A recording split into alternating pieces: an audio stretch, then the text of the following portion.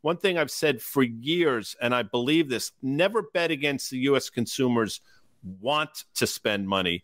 What you have to take into consideration is, should they be spending money?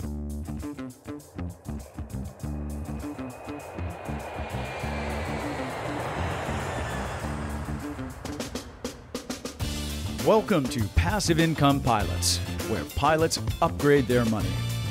This is the definitive source for personal finance and investment tactics for aviators. We interview world-renowned experts and share these lessons with the flying community. So if you're ready for practical knowledge and insights, let's roll. Welcome to the show, Passive Income Pilots. Tait, how are you? Hey, I'm doing great, man. What a show we just had. Man.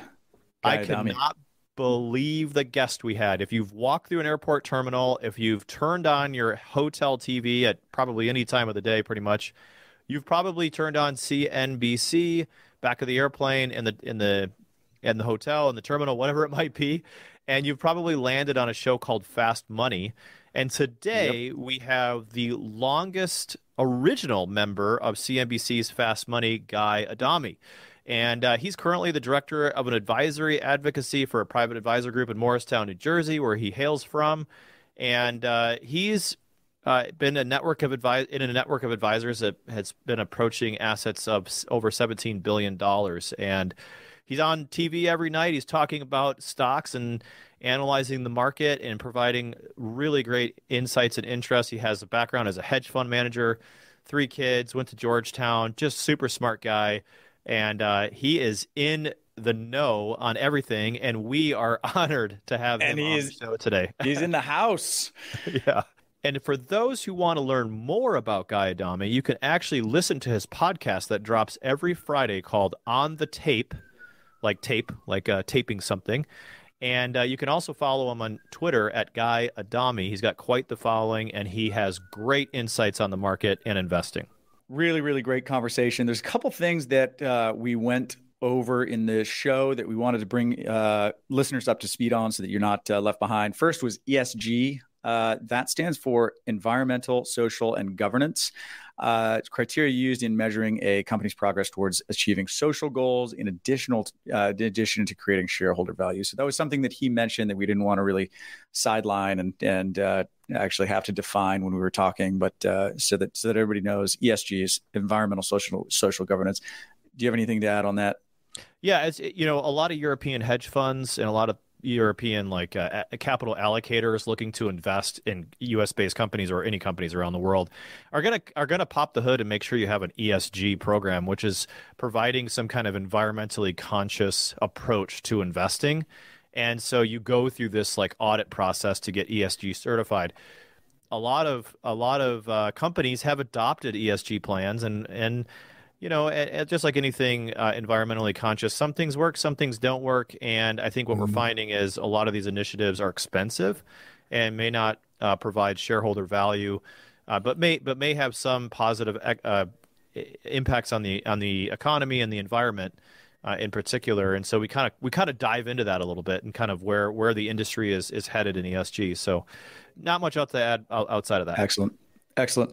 The other thing was REITs. And I just want to point a quick note towards the difference between publicly traded REITs, which typically track with the general market, and private REITs or syndication deals, which do not typically track with the general market. There's a great chart that we put in a newsletter not too long ago with literally just a chart that shows the divergence in the last 12, 18 months of publicly traded, I think it was a storage REIT, versus a private storage REIT. And the private was doing very, very well, non-correlated to the market, whereas because it's a publicly traded security, even though the assets that underlie it may be doing very well, as money comes off the table on a public stock exchange, you're going to see that affect a publicly traded REIT as well. Ryan, what are your thoughts on that? Yeah, I always boil it down this simply. When you invest in a REIT, you're investing in a business. You're investing, right. when you think of Coca-Cola, if you buy into Coca-Cola, you're not buying the individual bottles. You're buying into the company, and you're buying into the speculation, especially when they're publicly traded, of how that REIT will be valued and how it'll impact your ultimate returns. Some people think, well, I invest in real estate because I invest in a REIT.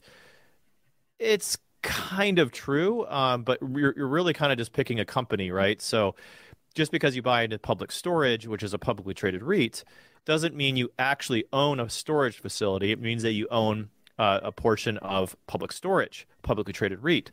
Whereas if you invest in a syndication or you invest in a deal that's in a fund with a sponsor, you're investing in an actual brick and mortar main facility, and you're getting specific asset. Correct. And you're getting those taxable benefits, whereas in a REIT, you're not getting those taxable benefits. So that's one of the major differences between a publicly traded REIT or just a regular REIT and a syndication. And I think people always ask me, they're like, are you going to ever become a REIT? And there's advantages and disadvantages, and tax advantages are one of those things. But really, it's just a method of structuring your investing vehicle as a company. Right. So just want to touch on that so that everybody's in the loop. With that, let's get to the show.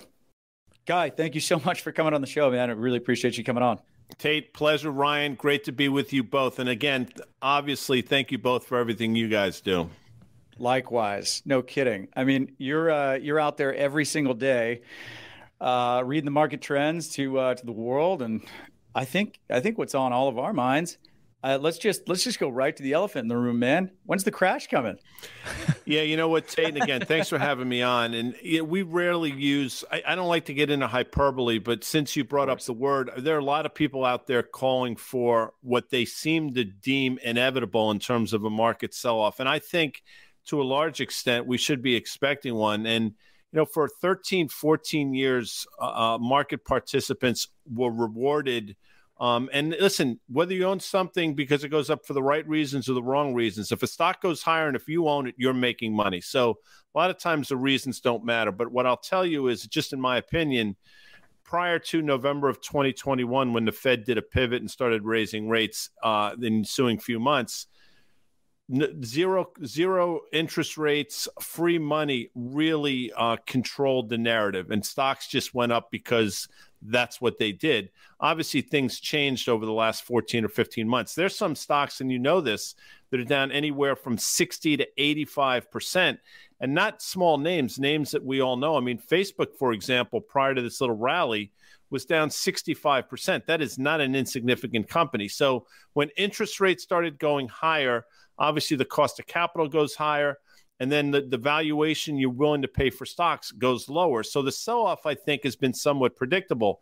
The fact that we're still hanging around-ish 4,000 in the S&P, I think, leaves some people scratching their head. And, with earnings seemingly coming down, with the multiple you should pay for those earnings seemingly coming down, in my opinion, it's just a matter of time before the broader market acts in kind.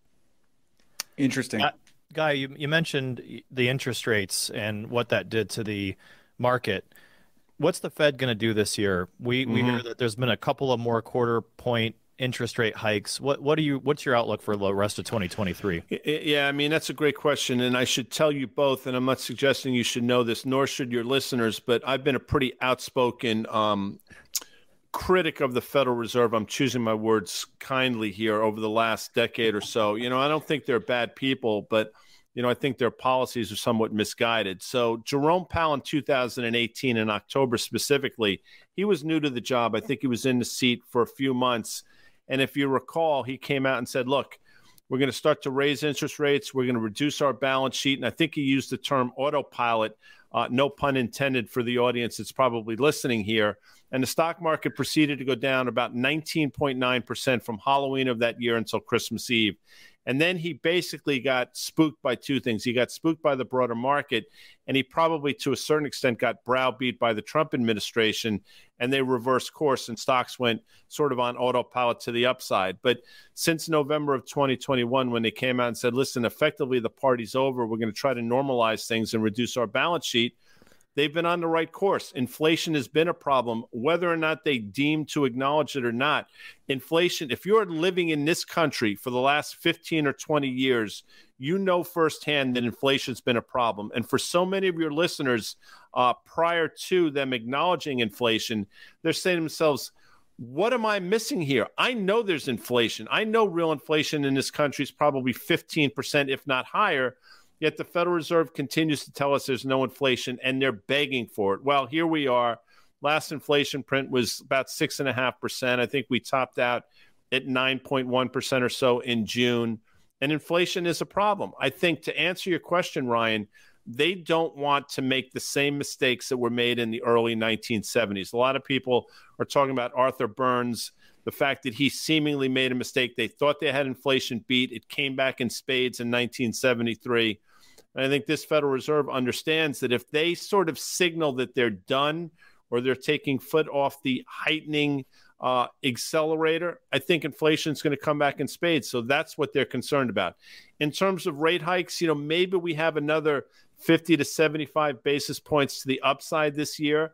And then I think they're going to see where things are. And I think, what people are, I think, misguidedly thinking is when they stop raising rates, they're going to then start lowering rates. And I think that's a false narrative. I think what's going to wind up happening is we'll get 50 to 75 more basis points to the upside, and then it's going to be higher for longer. And I don't think the economy nor the market is taking into consideration the lag effect that accompanies that. And what do you think? Makes a lot of sense. What do you think that's going to do to the markets? I mean, when I think we look at the forward SOFR curve and we see that by the end of 2024, all the smart analysts are predicting interest rates dropping 2%. Yeah. Off SOFR, and a lot of people are banking on that. So, yeah. When is that sort of doomsday scenario going to play out and start impacting stocks and the market in general? Yeah, it's interesting, and you chose the word doomsday. I'll stay away from that because, again, I don't want to speak in hyperbole necessarily. But, at a certain point, this becomes a math problem, right? And you have to ask yourself, right, what's the historic multiple that the market participants pay for S&P earnings? And historically, it's about 17.5, 18, which, by the way, is effectively where we're currently trading. Obviously, at the height of all the absurdity that we saw with the zero interest rate environment, we've probably traded north of 22 and a half times forward earnings, which is excessive to say the least. We have traded as low as 11 and a half, 12 times forward earnings in the financial crisis and some of the months post-financial crisis. So we've seen either end of the spectrum. Now, I'm not suggesting we're going back to 11 and a half, 12, but I think it's reasonable to think that in this environment, rising interest rates, slowing growth environment, a 15 multiple, 16 multiple is not out of the question. Then the next part of the equation is, all right, what earnings are you associating with that? And it's probably somewhere around 200, 210. And then you start to do back of the envelope math and you say, okay, the S&P is trading 4,000 now, understanding that we don't get a trough in both earnings and multiples at the same time. But let's just sort of play around the edges and say, 3,400 S&P is not out of the question by any stretch of the imagination. And an overshoot down to 3,200, I think, is potentially in the cards. Then stocks get interesting again. Then the risk reward, I think, sets up really well. Understanding, again, that markets tend to overshoot to the downside the same way they do to the upside. So that's really interesting. What are you saying to the bulls that where you look at consumer spending, the amount of money that's sloshing around the economy right now, debt has been fairly responsible for the last 10 years. There's not a whole lot of bad debt out there. And there's just so much cash sitting on the sidelines. The playing devil's advocate here, it just seems that when asset prices drop a little bit, the money comes in and there's the bottom. Yeah, that's interesting. So the cash on the sidelines is something I've heard since I started my career. I mean, it's become more vociferous now because there's so many more media networks and stuff talking about it. But that's always been an argument. And I think, that cash on the sidelines remains on the sidelines when things are going pear-shaped. Cash gets allocated when things are going really well. Stocks are one of those weird things that when they go down, people stop buying. When they go up, people start buying. So I understand that, and I'll sort of push back a little bit. What I will say, though, in terms of the consumer, one thing I've said for years, and I believe this, never bet against the U.S. consumers want to spend money. What you have to take into consideration is, should they be spending money? And I think credit card debt in this country is now approaching, if not north of $1 trillion for the first time ever. Consumer debt is probably the levels we've never seen before.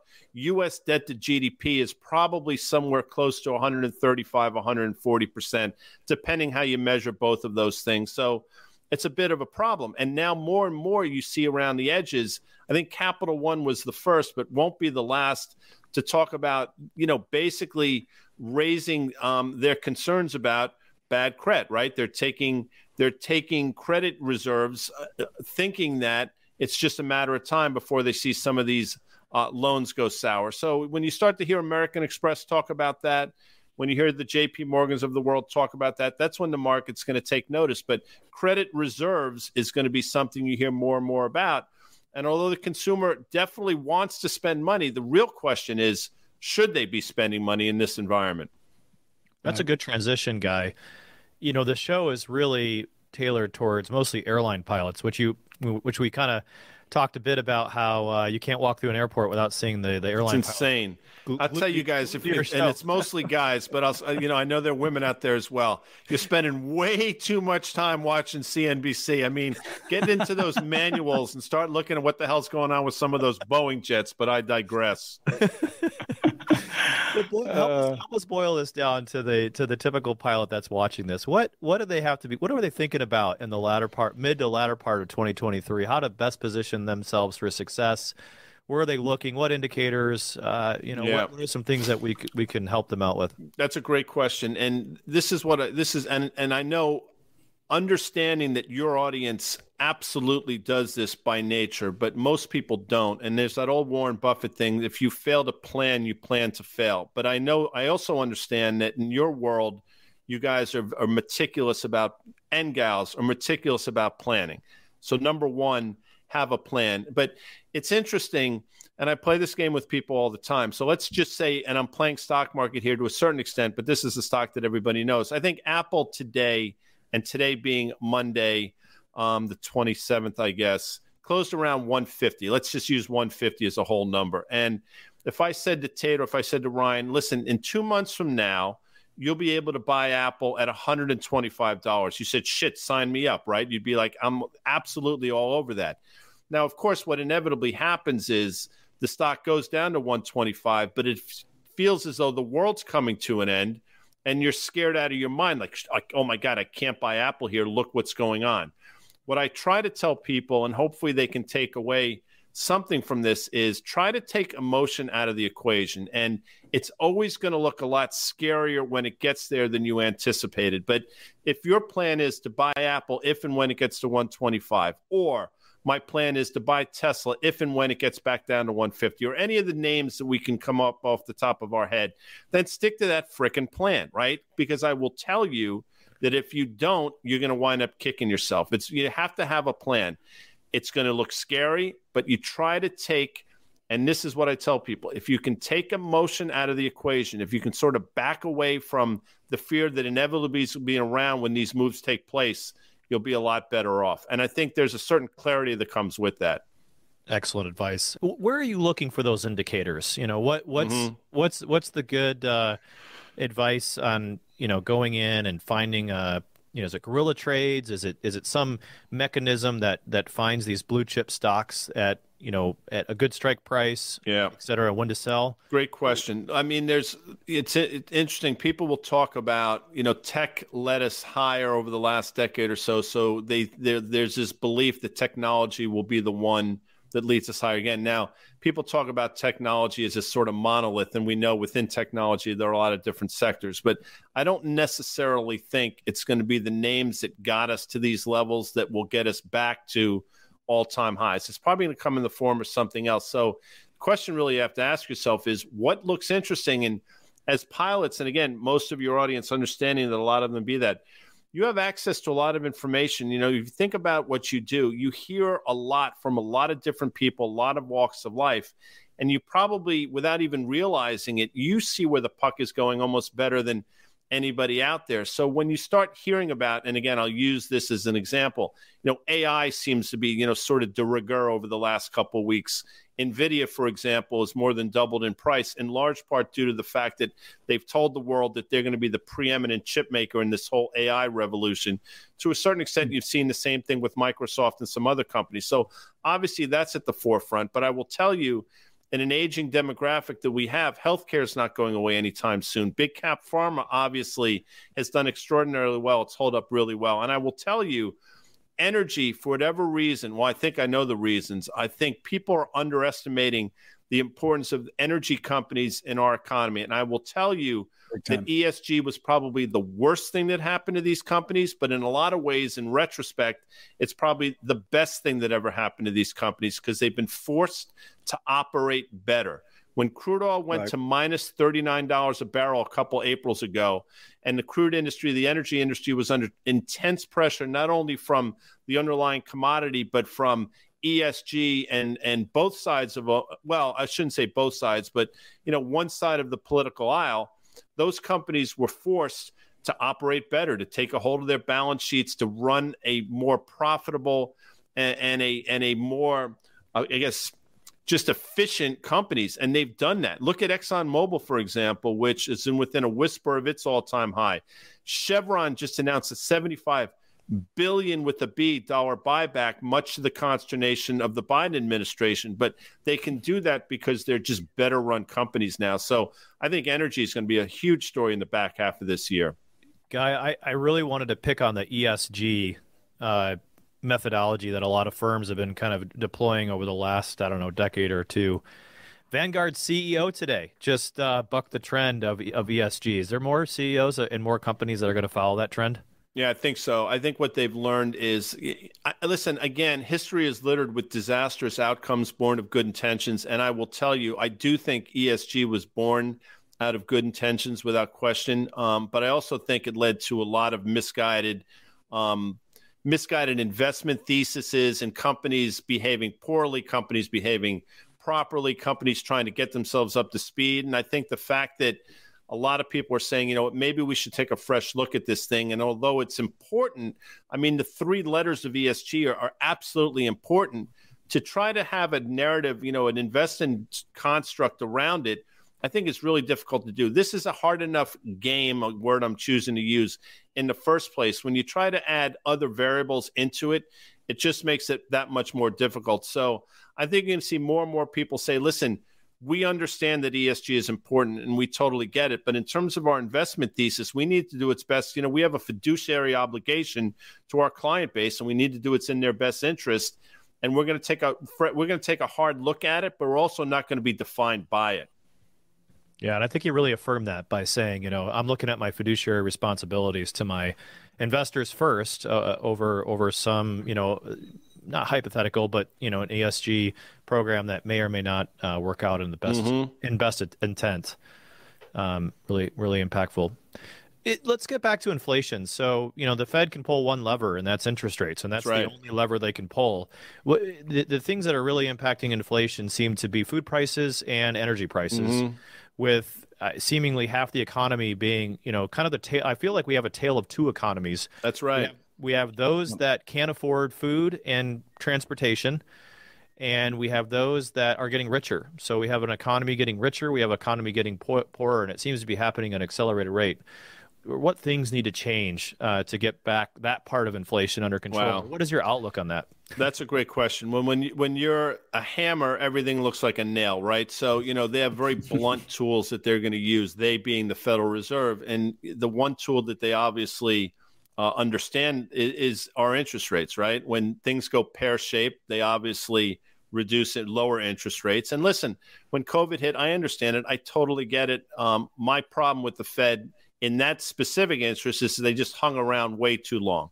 But in terms to answer your question, we had an economist on Fast Money a few weeks ago, and we were talking about, are we in a recession, not in a recession, which I think I don't even really like getting into the conversation. And what I said to him was, look, it's an interesting topic. I said, but for 12 to 15% of our fellow Americans, and I believe this, by the way, they wish they were in a recession, because for 35 to 40 million people. This is late 1920s, 1930s shit. They're having to decide whether they have to pay their electric bill or feed their families. And that's not being hyperbolic by any stretch of the imagination. So for a lot of people, when you say, are we in a recession? They're like, you got to be kidding me. I mean, it's much worse than that. And for a lot of people, it absolutely is recessionary. You know, the old joke is, it's not funny, by the way, so I shouldn't say joke, but the old line is, the definition of a recession is your neighbor loses his or her job. The definition of a depression is you lose your job. And, you know, I'm not suggesting we're going down that route, but for a lot of people, it's really bad out there. The wealth gap in this country has never been wider. And I think to a large extent, that's happened because of the policies of the Federal Reserve. By the way, when the Federal Reserve lowers interest rates, you know who wins? The people that own shit. The middle class and the lower class, they're not affected by it. It doesn't help them at all. As a matter of fact, it hurts them because for many of those people, they're in fixed income products. And when you're not getting a return, you're getting screwed. And guess who gets screwed on the back end when they try to fight inflation? It ain't the rich people. I mean, they're the ones that are going to their cocktail parties on Saturday and cracking jokes about how much they're paying for a gallon of gas because it doesn't affect them either way. The people that get screwed on the back end are the same people that get screwed on the front end. So Fed policy, in my opinion, has really led to this a huge wealth gap, this chasm that continues to get wider. Now, you're asking me, how do you fix it? Well, you know, I'm not that bright, as you can tell by the last, 20 minutes we've been chatting. But what fixed it is just allowing the economy to work the way it should. You know, people want to say we're this great capitalist society, and I get that. But guess what? Think again, folks, because what we've done for the last 20 or so years in this country is we capitalize gains and we socialize losses. And you can see that across a swath of industries. Your industry, by the way, being one of them, if you go back and look over the last few years. A lot of those airline CEOs went to Capitol Hill, hat in hand, saying, hey, you got to help us out. By the way, and I know a lot of the guys and gals listening to this know this, the airline industry, 90% of the now I'm generalizing, but it's pretty close to being true. 90% of the free cash flow prior to COVID went to buy back stock. Now, the next statement is, well, who could have foreseen COVID and all the things that came with COVID? And you're right. But I'll take you back to Shakespeare. You know, uneasy is the head that wears the crown.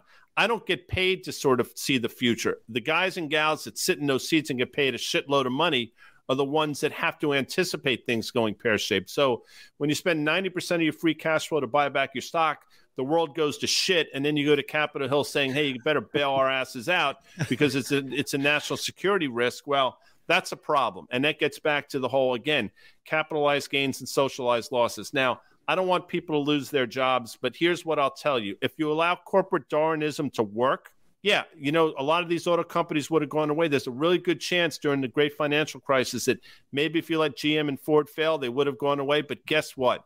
The auto industry wasn't going away. Something was going to rise from the ashes. And maybe if you allowed some of these airlines to fail, and again, I'm not picking on your industry, but I'm just bringing it up. It's not like the airline industry was going away. Maybe a better run airline industry would have risen from those ashes. It's hard to do the counterfactual thing, and I'm not trying to do it. But what I'm saying is, if you allow capitalism to work the way it's intended to and the way it was sort of written about, then I think we'd be much better off. So how do we do that? Like just bringing it down to day-to-day traction, we don't vote in Fed chairs, right? No. So what can the average person do to effectuate that? Yeah, that's Tate. I wish I had the answer to that. Obviously, we're sort of beholden, and we basically, there's not a lot we can do. The correct answer should be you elect people that understand this. But what I'll tell you is nobody is going to run on a platform of, hey, we've had it really good for the last 25 years. Now it's time to take our medicine, and we're going to do it under my administration, because people are going to say, you know what, I'll vote for the other guy who's going to promise me the world, or gal for that matter. So it's a really hard thing to do because you can't win on those platforms. I mean, the real platform to run on is, hey, we have to take our medicine now. We have to collectively be in this thing together and to come out the other side. Because if we can continue to go down this route, there have been a lot of societies, a lot of, great, civilizations and great countries that have fallen under the burden of exactly what we're feeling right now. I mean, I'm not going down the hyperinflation, right? But you talk about a fiat currency. Well, guess what? U.S. dollar is a bit of a fiat currency. And if you're paying attention to what's going on, the Chinese, to a certain extent, the Russians, I mean, and to a certain extent, the Middle East. I mean, there is a big push out there to take the U.S. dollar away from being the reserve currency of the world. And I don't know how that happens, but it's happening right before our very eyes if you're really paying attention. Yeah, and a good resource for that, not that I agree with everything that he has to say, but Ray Dalio wrote a book, The Changing World Order, that sort of outlines that rise and fall of empires and what can affect that. So if you're interested. Look, I mean, you don't think things can happen here. I get it, because by definition, there's an arrogance that comes with being a citizen of the United States. And I totally get that. And to a certain extent, maybe it's deserved. But, you go back to pre-World War I Germany. I mean, the German citizens were burning Deutschmarks in their stoves for heat. I mean, you talk about a currency that went to basically, in terms of just going away. I mean, you're talking about the German Deutschmark, and it's happening recently in Zimbabwe, Venezuela, and the pushback you're going to get is, well, it can't happen here. And I guess maybe that's right, but then you have to ask yourself, why not? I mean, everything is sort of lining up that way. We continue to deficit spend our way. As I mentioned, debt to GDP is, I think, about 135, 140%. What I'll tell you is no developed economy, I think, in the history of mankind has been able to recover from those kind of debt levels. So you tell me how it shakes itself out. Right. Well, and a lot of times it comes through, like you said, inflation, maybe not hyperinflation. You inflate, you try to inflate your way out of it. Right. Yeah. And which ends up squeezing all of your citizens, because inflation is basically taxing on cash values held by citizens of the country, right? It's an invisible tax. Inflation is an insidious, invisible tax. And, again, the fact that the Fed was begging for it for years. And when I say begging, go back and listen to these Fed chairs over the years talk about we need and we want inflation, we need all the bullshit you heard. And citizens are saying, what are you effing talking about? I mean, what do you want this to happen? Because there's an arrogance associated with that. These people, mostly academics, think they somehow can control something that they have zero effing control over, by the way. And we're learning it the hard way now. Right. Well, in terms of how to win in this scenario, because I think that's a good segue. It's like, okay, if there's not a whole lot we could do about it, how do we win in this scenario? And my personal opinion is back the truck up and take out as much fixed interest debt as you possibly can and use that to buy, hard real estate assets, because that's, as you know, what Ryan and I are in. But, inflation rewards borrowers and it punishes savers. That's right. So what are your thoughts on that? How do you position yourself to win in a world that, we're kind of with our backs up against the wall as the U.S. and with the dollar and the printing of money and, not a whole lot of hope on the horizon for a reversal of course. Yeah, and I don't want to make it all seem doom and gloom at all, because when I started working in May of 1986, I started working at Drexel Burnham Lambert. There's some people out there that may remember it.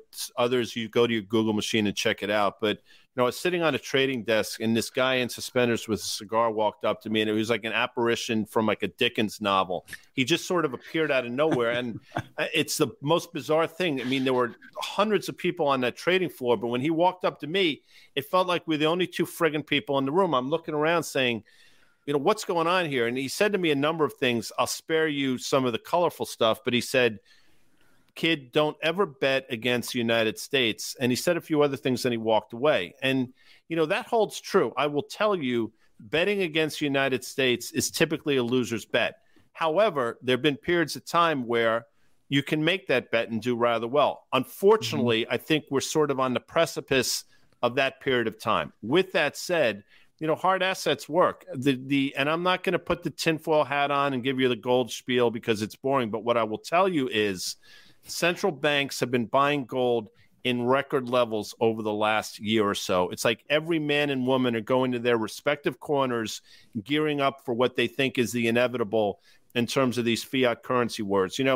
Central banks around the world, were tripping over themselves to try to devalue their currency against the next country's currency. And by definition, in this race to zero, there are no winners. So Bundesbank. And to be clear, just for the listener base, I mean, it's my understanding that the reason to do that is because it makes your country more competitive. That's right. If you have a really strong currency, exporting is really hard, right? So if you can devalue the currency, you can export more, which means you can bring more wealth onshore. Correct? That is exactly right. And you know what's interesting, since I think the Eisenhower administration, probably before that, but that's the one that, you know, I don't want to say I remember because now people are going to make fun of my age, but I've read about, you know, there's this, each administration talks about a strong U.S. dollar policy. And you hear it over and over again, a strong U.S. dollar policy. Well, guess what? During the Trump administration, you say what you want about the guy, and this is not politics at all, but he was the first president in my lifetime that said, hey, wait a second, U.S. dollar is too strong. We're being hamstrung by a strong dollar. I mean, they actually were trying to talk the dollar down, which is mind-boggling if you think about it. But in terms of what you were just talking about, a weaker dollar makes our goods more attractive overseas. I mean, it's a crazy thing. But I would also tell you is a weaker dollar is also a hidden tax on the U.S. consumer, because guess what? If the dollar weakens, your buying power goes down. So when you have inflation going up on one side and the dollar weakening on the other side, that's a bit of a witch's brew in terms of what it does for consumer spending. But getting back to your original point, you know, with central banks, again, tripping over themselves to try to devalue their currency, this global race to zero, there are really no winners. But there have been central banks, and your listeners can Google it, go to your Google machine and check it out. The amount of physical gold that's being bought by central banks is through the roof. And I encourage you to go back. It was about 12 or 13 years ago. There's a great scene in the movie The Hunt for Red October, which I'm sure you both have seen. And I guarantee all the pilots out there that are listening have absolutely seen. But the scene is with Alec Baldwin's on, I believe he's on an aircraft carrier. And I think it's the guy, this old senator from Tennessee. I want to say his name is Thompson, who sort of moonlighted as an actor. And if I'm wrong, forgive me. But he said something to the effect of, when talking about the Russians don't take a shit in the morning without having a plan. Okay, I'm going to give you that to the Germans. The Germans don't just wake up and decide to do something. But again, 12 or 13 years ago, there was this sort of newsflash that came out. Bundesbank is looking to repatriate their gold. And in layman's terms, that means the Germans wanted to get their physical gold back inside of their borders. Historically, their gold's been here in the United States and in Paris. And the reason for that was, back in the day, they were petrified that the Soviet Union was going to come in and basically take all their shit. So they got a lot of it out and they domiciled it elsewhere. Well, about a decade or so ago, they wanted it back. And you have to ask yourself, like, what did they see 12 or 13 years ago to make them do this? And it's a huge undertaking. It's not something that just happens overnight. If you've ever seen a gold delivery, it is a major, major deal. So they didn't just wake up and decide they wanted to do it. They saw what I think something on the horizon, and that horizon is coming to fruition now. Guy, what are your predictions on, you know, kind of transitioning this to the airline outlook? You know, we have a lot of pilot slash day traders in the room. What's your outlook on, you know, how the airlines are going to do this year? Yeah, well, consolidation in the space works to your benefit for sure. I mean, I know you've seen the headlines, Spirit Airlines, JetBlue. I mean, I think you're going to see probably continued consolidation in the space, which gives you pricing power. And if you're paying attention, you know, I mean, airline tickets are not going down. And on the flip end of things, and I say this respectfully, I mean, you're not getting a real bang for your buck if you're flying right now. I mean, you're basically planting your ass in a seat, hoping it's not going to be delayed, hoping your bags make it off the plane, and hoping you get to from point A to point B, which, you know, it is what it is. Air travel is what it is. But, you know, these airlines, you look at a Delta, for example, which I happen to think is probably the best run airline out there. I mean, they have a great looking balance sheet. The problem, of course, is they always manage to screw things up, you know, just when they think they have it. And Warren Buffett talks about this. You know, airlines are typically not a good business to be, in terms of the stocks at least, historically not a good business to be in. Now, they're great trading vehicles, and they've definitely had their ups and downs over the years. But, you know, it's one of those things where it just when it feels like they have the world by the what is when they all sort of collectively trip over themselves for whatever reason. So, I think the industry is definitely run better. I think you have some great leaders out there in terms of who's running the airlines. But again, I mean, there are tremendous headwinds out there, and if fuel costs start to go back the wrong way again, the tailwinds that they currently feel, again, no pun intended, will quickly be headwinds.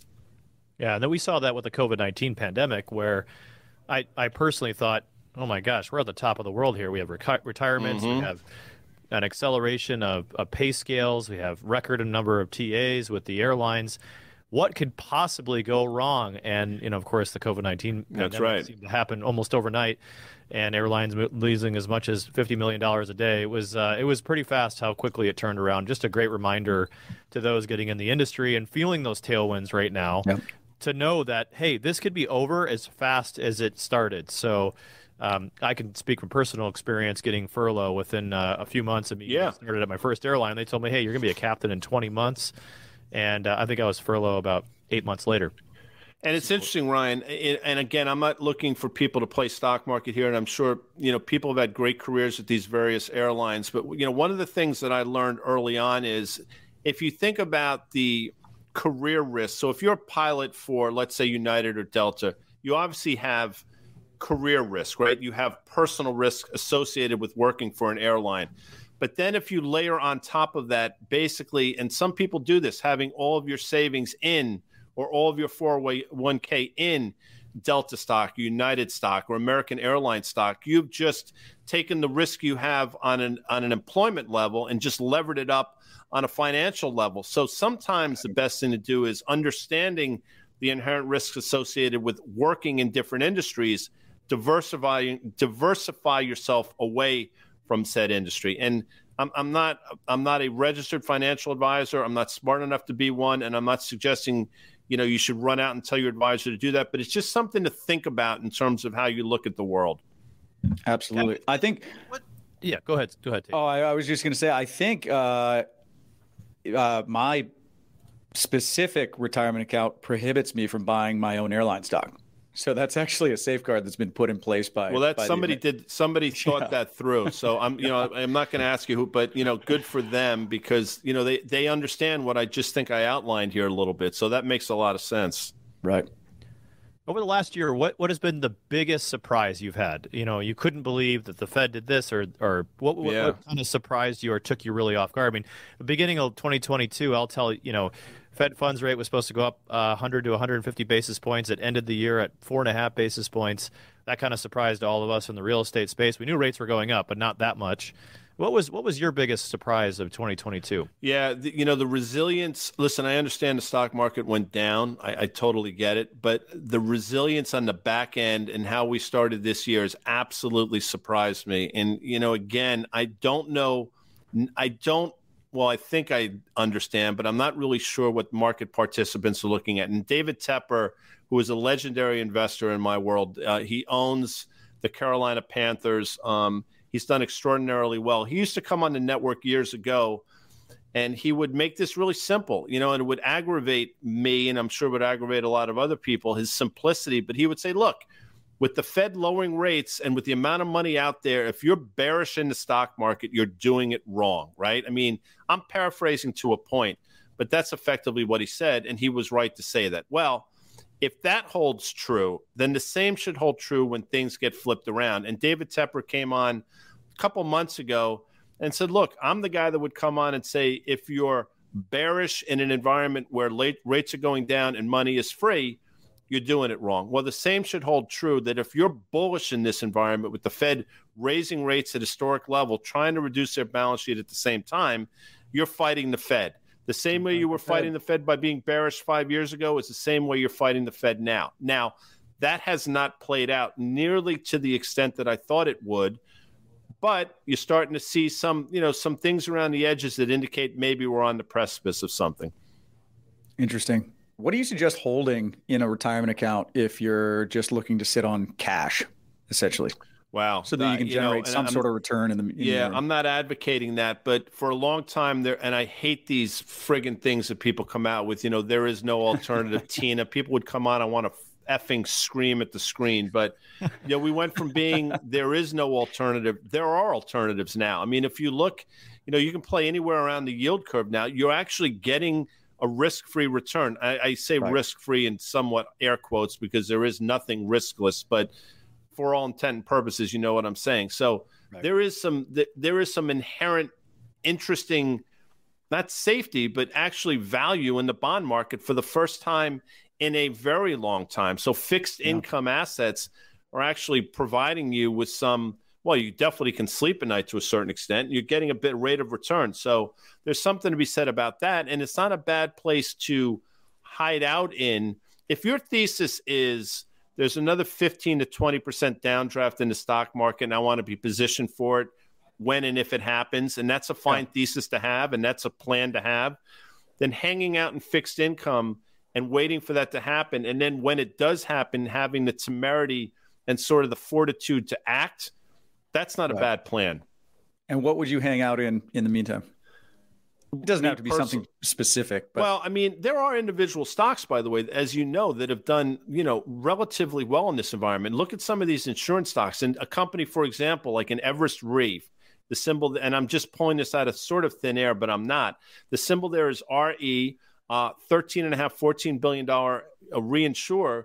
I mean, that stock was recently making an all-time high. It's pulled back a little bit, but there are names that have been impervious to this entire thing, right? I think there's some banks out there that have some value. I mean, JP Morgan has pulled back a bit, but it's not the banks that are going to be hurt by a potential downturn, because I think their balance sheets have been fortified to a point where they actually probably set up really well for this environment. So the banks were obviously the problem in 08, 09. It's not going to be the problem the next time around. Something else will sort of fall victim. So there's some banks out there that I think you could probably hang out in as well. But, you have to sort of play around the edges and understand that that's not all doom and gloom. As I mentioned before, healthcare has done extraordinarily well. Until recently, a name like Eli Lilly was making an all-time high. Merck, which my wife is a clinical scientist for, I mean, that stock went from 63 in the late summer to 110 now, in a very stealth fashion. So big cap healthcare, big cap pharma has done well. Energy stocks, I think, continue to do well. Look at some of these refiners. Look at some of these downstream plays. A name like Marathon Petroleum, for example, is going from 62 to, the mid-one teens. I don't want to say in a straight line, but sort of slow and steady wins the race. Energy sector, I think, is still interesting. So, and I actually think the resource sector, which has been obliterated recently, is starting to get back on its, solid footing as well. Very good. That's great. I love it. Great stuff. As a and let me add this, and this is not talking your book, but the world that you find yourselves in, and you guys can speak to this better than anybody. You've forgotten more than I know, but I'll tell you, the storage space world is almost impervious to any economic condition we find ourselves in. In the good times, you guys are kicking ass. And in the downturns, that's where people go. I mean, my sense is the facilities you own probably have a 94 to 95% occupancy rate-ish. And I'm probably really friggin' close. And you have pricing power. And, you talk about the United States in a nutshell. If you think about how well you've done, and good for you, by the way, and you deserve it, but it basically means we all have too much shit. So that speaks to, it just speaks to some of the excesses we've seen in our society over the last 50 to 75 years. Well, I got to say that it's based on life events. So life events accelerate when you have a depression, right? Or you have the downturning economy, and life events accelerate when you have good things going on. And at the end of the day, life events never go away. That's right. Making it a really uncorrelated asset to be in. So not to toot this story. No, but you guys seized on that before. I will tell you, you were probably 5 years ahead of the curve in terms of understanding that. And now you see more. Some mainstream, you guys can speak to this. The Blackstones of the world, there are a lot of people trying to get themselves in your space horizontally, and they're doing whatever they can. And it augurs extraordinarily well for what you're doing, but it also speaks to that environment and exactly what you just said, Ryan. Yeah, public Public Storage just put a bid in for Life Storage, representing one of the largest potential corporate takeovers of 2023, bidding up a 19% premium on Life Storage, and Life Storage turned it down. So it's going to be an interesting time this year, and some of the biggest self-storage funds ever by the Prime Group just put together a $2.5 billion fund. Mm-hmm. What's your outlook on publicly traded REITs? Looking at the self-storage industry, multifamily, office, retail. Yeah. That's a multi-layered, because again, not being a monolith, it's hard. I'll tell you again, getting back to your world, I think your world's going to do extraordinarily well in terms of sort of, you think about what's going on with office space around the country. I mean, the job market has fundamentally changed. I know there's this push to get people back in the offices. I totally get it. But what I'll tell you is, if this thing being COVID lasted a month, 2 months, I think things would have gone back to normal. We're now 3 years into this thing, and people have changed their behavior. People have learned that they can work remotely and be as productive, if not more productive. I think you're seeing that across a swath of industries. You just don't need people in office buildings anymore. And I'm hard pressed to understand the environment with which people go back the way it was pre-COVID. So you got to be worried about that. And in terms of some of these retail malls and stuff, wow. I mean, you see what's going on in malls around the country. I mean, they're going to be in museums. I mean, there'll be some that still exist, obviously, some of the higher end ones, but some of these mid-tier malls and stuff, I mean, they're having a real difficult time. Their anchor stores are really finding it difficult. I mean, historically, the JCPenney, Sears, Macy's, those types of stores, Nordstrom's, I mean, they're having a really tough go of it. So when you lose your anchor stores, I mean, the dominoes start to fall from there. Yeah, it's incredible. Bed Bath & Beyond, 416 store closures. Yeah. Tuesday morning, 265 store closures. Gap, Banana Republic, up to 74 stores. Just an incredible. Walmart, 7 stores closing. Walmart. Yeah. Just super surprising. Well, so, that's just, again, too many were built clearly. I mean, in the boom times, people ramped up thinking, I mean, how can this ever go away? And then, look, I mean, I think we all learned that Amazon was here to stay. And then obviously during COVID, people really learned that, hey, wait a second, I can get all the shit that I need just pushing a couple buttons on my phone. And, again, that genie's out of the bottle. And I understand the mall experience and I totally get all that. But in terms of an investment thesis, I think there's a tremendous headwinds out there. And now on top of just the structural change, you have interest rates working against you as well. Right. Is it a good time to be a private lender? Yes, I think so, because you can be more discerning, I think. I think when money was free, there was no rigor, right? I think if you're a private lender now and have any rigor whatsoever, I think the deals will start to come to you a little bit more, and you can pick and choose. Whereas before, you were probably losing out to some absurd stuff. I mean, I'm sure people were left scratching their head saying, holy shit, how did that deal get done? I did the work on this. It makes no sense in terms of the numbers. And it didn't make any sense. But for a long time, that's what happened. And you had to start to chase, because other people, when you have an infinite amount of dollars chasing a finite number of investments, that's what's going to happen. Now I think it's flipped around, right? Now I think you have people that can be more discerning with their dollars. So I think if you're a private lender right now and worth your salt, I think you're really sitting in the catbird seat. That's great. Yeah, I just saw Jonathan Gray, CEO of Blackstone, come on. Brilliant guy. Just yesterday, and talk about Blackstone's performance in the last couple of quarters, and talk about it being a great time to be a private lender. So Tait and I will do a separate episode on that, go deep into how to be a private lender for those listening. And Guy, really appreciate you coming on to the show. It's an honor to have you on the Passive Income Pilots show. Huge honor. Thank you, Guy. Closing thoughts. Are you able to comment on what's in your personal portfolio at all? No, I mean, I'll comment. I will tell you, the way we've structured things here at home is, well, as you know, Ryan, and Tait doesn't know this, we have 3 kids. We had 3 kids in 2.5 years, and this is our choice, by the way. So I'm not crying the blues by any stretch of imagination, but they're great kids. We've been paying for school since they're effectively been 5 years old. So we just literally within the last couple of weeks, we just paid our last college tuition bill. And for you playing the home game, I mean, as you know, that's when you talk about inflation. Well, it's an education as well. And it's just a matter of time.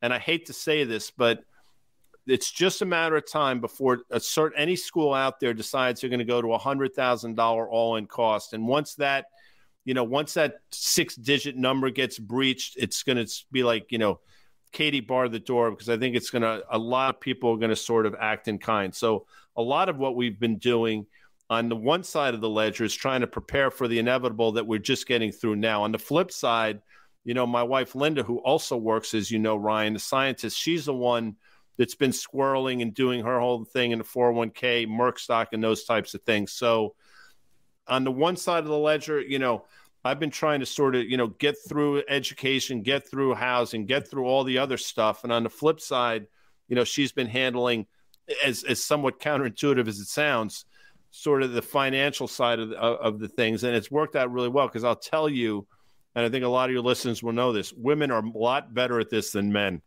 Absolutely. Yeah, I can attest to that personally. What fun things do you have planned in 23? Any more Ironmans? Yeah, so I did it. I did the first and last New York City Ironman in August 2012. Tate, you look like you're sort of wired that way, but I didn't win it. It's amazing now. The people that win Ironman, and it's a 2.4 mile open mile, 2.4 open swim, 112 mile bike, and then you finish it with a marathon. The winner of whatever Ironman comes up next, let's say it's Coeur d'Alene out in Idaho or something, wherever the hell it is, they'll do it in sub 8 hours, which is, when you start breaking it down, it's Herculean. The winner of the Ironman will run about a 2:20 marathon. And if you think about the winner of New York City Marathon, they'll do it in about 2:05 or so. So wow, these guys and gals are doing world-class marathons, having ridden a bike for 112 miles and doing a 2.4 mile swim. So to answer your question, I think inevitably I have to do another one, as much as I don't want to do it. But it's one of those things like, I should just leave well enough alone, but I'm a bit I'm enough of an asshole to think I can do it again. Nice. Right on. CNBC's Guy Adami, thank you for coming on the show. We really appreciate your time, and we'll look forward to seeing you in the airport terminal on the TV screens. Thanks, Ryan. Thanks, Tate. Thanks for having me. It's been my pleasure. Hey, we really appreciate it. Thanks, Guy.